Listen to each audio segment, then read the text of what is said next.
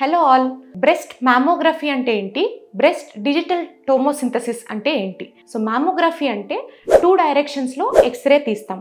ఒకటి హారిజాంటల్గా, ఇంకొకటి వర్టికల్గా. సో 2 డైరెక్షన్స్లో మనం ఎక్స్రే తీసి దాన్ని తేడాలు గమనిస్తాం.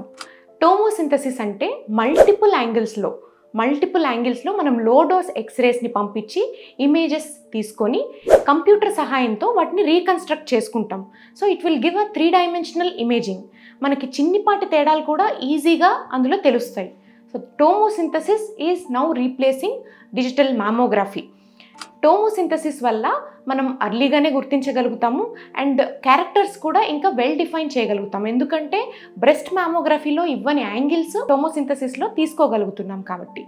Breast mammography or tomosynthesis anything is acceptable and recommendations ప్రకారం 40 ఏళ్ల దాటిన తర్వాత సంవత్సరానికి ఒకసారైనా 2 సంవత్సరాలకు ఒకసారైనా మీరు మ్యామోగ్రామ్ కానీ టోమోసింథసిస్ పరీక్ష కానీ ఖచ్చితంగా చేయించుకోవాలి.